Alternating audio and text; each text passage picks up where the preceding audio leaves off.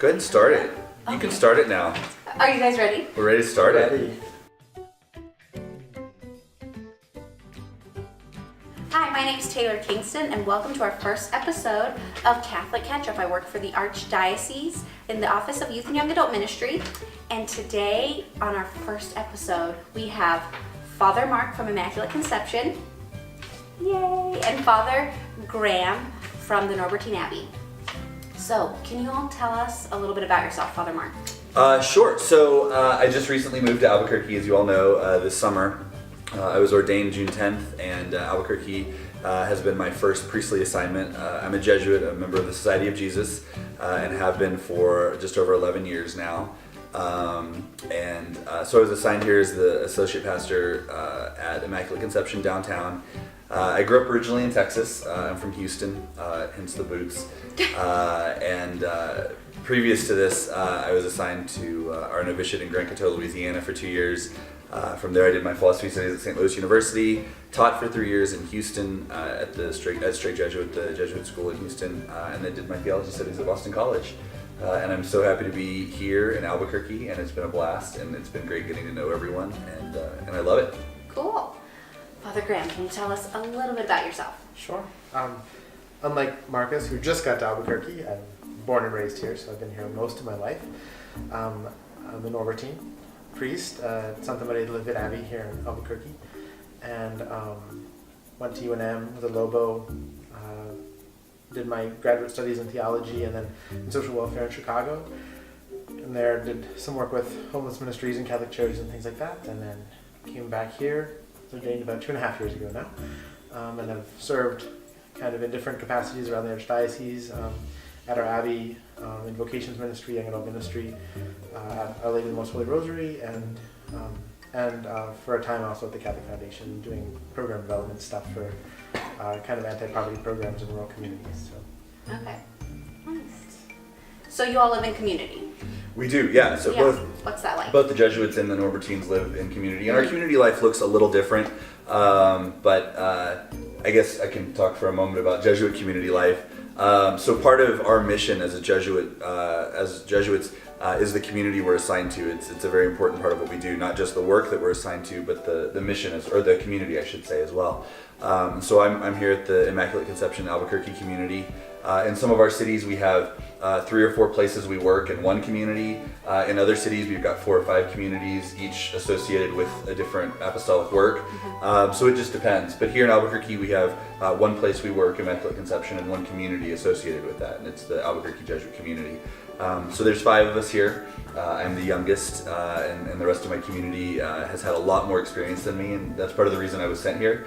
And that's one of the kind of benefits of community life is you live with these other Jesuits who've one of our Jesuits that lives here worked in Honduras for years. Another one's been in pastoral ministry for years. So you get this wealth of knowledge and everything that you share about around the lunch table every day, that you learn from and grow from, and it's great.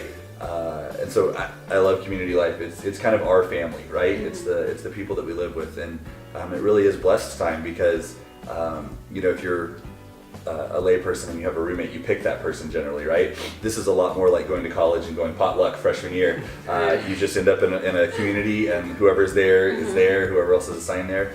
And so that community or that family changes no matter where you live and who gets moved in and out. But it's really a real grace to see how it always comes together each time. Nice. And what's it like living in community as a Norbertine? Well, like as Father Mark said, it's a little bit different insofar as we tend to live in slightly larger communities. There's 11 men in our Abbey, but we're very small for a Norbertine community. Our other Abbeys in this country have 30, 50, 80 men in them. Wow. So we're small, but we're also a very new community and foundation. So hopefully we're growing. But so for us, we live together, but in a more monastic mode of life. So our common prayer together, in addition to like the common table, like Father Mark said, for them here at Immaculate Conception, lunch is their common meal. For us at the monastery, dinner is our common meal. And so our prayer together, our life together, and that journey with people that you didn't choose to live with, but that you are all called to the same mission and the same seeking, is very enriching because they become just like you don't pick your family, right? You can pick your friends, but not your family. And similarly in community life, the people you journey with are the people that you've been given. And but we don't move around. So we spend our whole life with the same group of people in the same place. So for us, our community is the extent to which there's the membership of that particular house. Whereas for Father Marcus, Jesuit, or most religious congregations, you have a whole geographic area, and so you can move from community to community within that larger spectrum of things. Yeah, and I guess the other big difference is kind of how we organize our days and our time, right? For Jesuits, once a week we have a required community night on Saturday night where we, after the Mass, we get together, we do evening prayer together, and then we go out to dinner. And then each lunch, like Graham said, we try and have lunch together each day during the week, but if you have to be out working or have to be somewhere else, you may or may not be there. But the rest of our time is devoted to our apostolic work. So unlike the Norbertines, we don't have set times of prayer throughout the day. Now we are each expected to have personal prayer, we're each expected to do the office and spend time in prayer each day. But one of the kind of hallmarks of Jesuit life is that we don't share in common prayer like the office as a group each day, whereas the Norbertines do. That's part of their cornerstone of our kind of the way their life is developed. So it's interesting to see how different charisms, different callings of each order kind of result in a different daily life and everything. Because we have the same vows: poverty, Mm-hmm. obedience, and chastity, and have the same priesthood of Jesus Christ, and all of those things. But the emphases of the different facets of Christian life kind of shift a little bit. So for us, there's greater emphasis on the internal life, the monastery, that communal life, and that life of prayer, and the stability of dedicated service to one particular community. Mark's journey is much more dedicated to a particular kind of mission. Yeah. And so he goes wherever that mission is needed with his confreres. And even the society does that. So you guys have decided to minister in a more permanent way to Albuquerque, whereas we kind of look for hot spots. The society will create works or shut down works based on where the church has need. So we've been in Albuquerque for 150 years, but there's nothing to say that we'll stay forever, or that we won't stay forever. It just depends what the church asks of us, where there's need, and then the Jesuits go to that place. Wow. So you guys are more kind of dedicated to a specific place and the work there. We're dedicated to where there's need, regardless of geography, which is kind of cool, right? And then the benefit is we go to places and we meet awesome people that are part of a more stable part of the local church, and then that's collaborative, right? So then we get to work together with folks that have been here for forever and will be here forever, and we're here as long as the church needs us to be here. Yeah, that's really nice to make those connections too, like you're saying. So hearing all of this, people watching might think like this is your life and this is all you do, and it's just coming here and serving, which is a huge part of your life. But I know you all do other stuff outside, because we all just went out together for Graham's birthday, and the two ladies behind the camera came with us too. So what do you all do, like in your very limited, I'm sure, free time? Yeah, so I like to think, and I can speak for Jesuit life better than Norbertine life, obviously, but I like to think that in so many ways, Jesuit life is about living those vows, but doing it around all sorts of people, right? So that means, on the weekends, going for long bike rides, going for runs, going out to dinner with friends, going to see movies. There's time in our life for all that, just like you guys have time in your life as lay people to be able to do all those things. And in fact, they're important, right? Like being able to do recreation, going to the gym this afternoon, right? All that stuff helps us kind of maintain a healthy balance. And it also helps us in a way with being relevant. If we know what movies are out, if we're watching the same TV shows that everyone else is watching, if we've got our Netflix subscription, right? All that kind of stuff contributes to our ability to communicate well and to be a part of the life of the people that we work with. Because if we're watching the same shows and listening to the same music and talking about the same stuff, right, then we have a common ground, and through that I can grow closer to Christ by knowing you, and you can grow closer to Christ by knowing me, and together we kind of build each other up. So what are you binge watching on Netflix right now? I'm on season 2 of The Crown. I've never even heard of that. The Crown. It's about Queen Elizabeth II, and it's awesome. The second season came out a couple of weeks ago, and I've been dying to watch it, and I started last night, and I stayed up entirely too late. Really? Because it's like, are you still watching? Yes, I am. Which then definitely impacted my ability to get up at 5:45 and go for a run this morning. Yeah. So that didn't happen. But finding that balance, just like with families and lay people, is so important for what we do. Nice. What about you? What do you do when you have? I know you're very busy. Well, I'm busy at the gym. What is it that you're doing? Yeah. I'm doing it. While you're working out, I'm usually eating. Oh, that's fair. That's fair. Our compliments to one another. Yes. Though Balance. oftentimes we'll find ourselves eating together. Typically. Yes. Like yeah. yesterday morning. Like that yesterday lovely morning. Breakfast. Where'd you guys go? Central Cafe. Central Cafe, yeah. I've never even heard. It was great. It's Oh, right it's up the great. road. Yes. What would you recommend? What'd you guys have? I had the oatmeal. Okay. I went in planning to get the oatmeal, ended up with the huevos rancheros with red chilies. That's good. It was wonderful. It was Okay. very good, yeah. What else do you like to do? So, well, in that sense of, I think as Mark said, the embeddedness of what it is to really understand the community that you're in and the culture that you live in amidst and everything. When Pope Francis said he wanted priests that smelled like the sheep, Yeah. I think the reality is hopefully we are from the sheep. I mean, we've been called Yeah, forth yeah. from the communities Yeah. we serve. And so, the challenge is to maintain those connections, not become some sort of distant, aloof entity. And so for me, though, especially because of our stability, I really Right. like spending time in like local establishments and trying to support the local community where Yeah. we live. And so local coffee shops, local breweries, Mm-hmm. local cafes. It's a place where I spend a lot of time on meetings, do ministry, and local events, the various kinds of cultural stuff that happens around the city and the state. And I do think it's important to note that Graham is never at these places alone. Every single time you're at a coffee shop, you're Yeah. at a brewery, you're there with someone else, you're meeting people, you're hanging out with people, you're inviting people to come with you. And I think Yeah. that's brilliant if you're gonna go enjoy the local flavor of Albuquerque, to do it For sure. with friends, with people, with Definitely. And especially there's such a rich cultural heritage here in the Archdiocese of Santa Fe. And so like on this Tuesday, myself and Brother Patricio and Father Peter from our Abbey, we all went up to San Ildefonso for their feast day. Oh, We nice. spent some time kind of Yeah. eating with different families there and can celebrate it at the Yeah. Mass. And just, for me, I don't really have hobbies anymore. My life is a little too busy for like concrete hobbies. Yeah. So I spend a lot of time just being with people in the midst of Nice. whatever their lives are. Yeah. And that's enriching for me and hopefully for them as well. Yeah. Okay, great. So this next part of Catholic Catch-Up, which we're hoping to make kind of like a reoccurring thing, which these gentlemen have no idea because we haven't told them about it yet.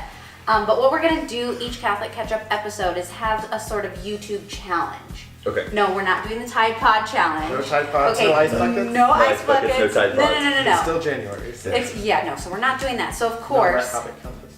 you what? No wet habit contest. Definitely not. But since you're sitting with me, and if you know me, you know that I love donuts. This is true. So we're going to do a donut challenge. Oh boy. We're going to be He blindfolded. wanted donuts yesterday. I was dying for donuts. Well, you're going to get a lot today because Oh, we're going to great. be blindfolded, Okay. okay? We're going to have donuts in front of us. We're going to have to taste them and guess what flavors they are. Are we biting the awesome. same donut? No. Like we're going to have like different, like you'll have your piece, you'll have your piece. Okay. We're It'll not be going to okay. share donuts. Okay. I don't share. I don't know why you're so Donuts. nervous about sharing donuts, Yeah. Graham. Well, I'm a germaphobe. That's fair. okay. Well, it's okay. We're not going to share the donuts. You're each going to get your own. But we're going to be I mean, if we cut blindfolded. it, it's fine. We have to guess what flavor it is, okay? Okay, so we have to. Oh. Throw them on. I don't know my You donut can't make- flavors. Well, it's just like a flavor. Okay. Okay. Hold So, on, my glasses are. Oh, and there is such thing as a winner and a loser in this. So, there's always winners. and What's the losers. prize? I don't know yet. The price of more donuts. Okay. Sold. Oh, I already know. I can smell it. I already know what. Oh, me too. Okay. Now taste it. Try it. Okay. Now, I know what it is. When do we go? On 3. 1, 2, 3. Strawberry. Blueberry. Is it blueberry? It's blueberry. I told you. I knew it was a berry. Okay. All right. Donut number 2. Okay. All right. Go ahead and try it. Okay, we're ready? Smell. Wait, this one feels weird. Oh, Hold on. Okay. Are you guys ready to guess? I'm ready. Okay. 1, 2, 3. Powdered cake donuts. Yeah. Powdered. Powdered Yes. donut. Yes. Okay. I'm So sure now I just it's made a one mess on. This to is why two you're to lucky two. you wear white. I know.